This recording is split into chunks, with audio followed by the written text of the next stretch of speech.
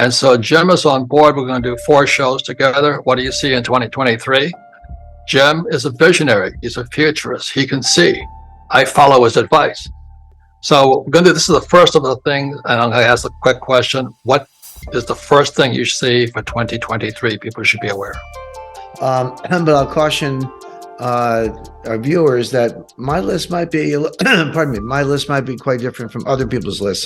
This time of year, the forecasting business is at an all-time high. Everyone's got, stock market projections or bond market projections or things to look out for in 2023, and that's fine. A lot of good contributors from a lot of sources, but based on probably the way I combine not just economics but also geopolitics, bring them together. They've always been connected to some extent, but they've never been more interconnected, more merged than they are right now. And so I think bringing that perspective will maybe give us a different list, but that's a good thing because we can contribute something the viewers might not be hearing elsewhere. So what could happen? The first thing on my list is the China COVID situation. Now, let me just kind of give a quick background and I'll explain what China's doing and why it's going to fail and why it's a really, really big deal. For the last 3 years, they've been pursuing what's called the zero COVID policy. And zero COVID means what it says. So like if there's one person who gets infected, they quarantine you in your apartment, and using extreme measures in some cases. They've actually had teams come in hazmat suits and weld steel I-beams to the outside of your door so you couldn't get outside your apartment. If 7 or 8 people get it, they shut down a whole neighborhood.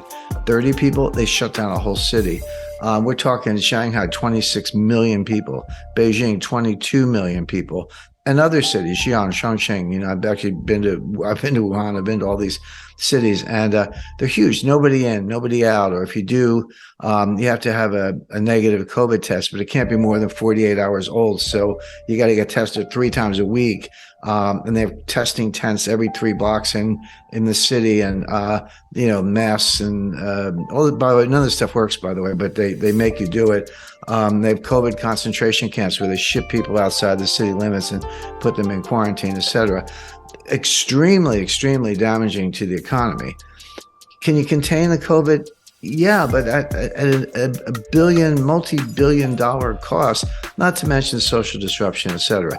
And it doesn't work in the long run. It can contain in the short run at enormous cost. Absolutely does not work in the long run. Well, but it was all done for political reasons because Chairman Xi Jinping wanted to get his 3rd term, unprecedented, by the way, since Mao Zedong, as the new emperor, the new communist emperor of China. So he did. He got the 3rd term, and here we are. So suddenly there are massive riots, demonstrations all over the country, breaking down barricades, tearing down testing tents, storming through cities, hanging banners.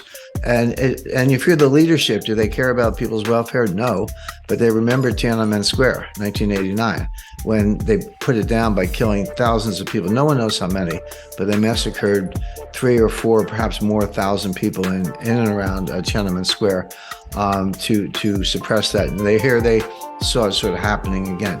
So they threw in the towel on COVID. They said, okay, we're just going to let it go, let it rip. They don't put it that way, but that's what they're doing. And they're saying, okay, now you can self-quarantine. You don't need tests. You don't need travel permissions. You can just go, but, be careful. Wash your hands, basically. So what's going to happen next? Everyone, and of course, Wall Street has always got the pom-poms out, the Wall Street cheerleaders, buy stocks, buy Chinese stocks. I wouldn't touch China with a 10-foot pole or maybe a 6-foot pole, since that's the social distancing range, which is another piece of medical nonsense, by the way. But so the bulls are saying, well, now get in China because they're reopening and they're going to get going. It's not going to happen. It's not going to happen for 2 reasons. Number one, this thing's ripped. Now, the math is pretty simple. It's not complicated. It's a population of 1.4 billion people. Assume a 30% infection rate, which I think is conservative. A lot of estimates, some people say 50 to 60% before you achieve what they call herd immunity. But let's just say 30% to be on the conservative side. That's 420 million people are going to be infected with COVID in the coming months. How many?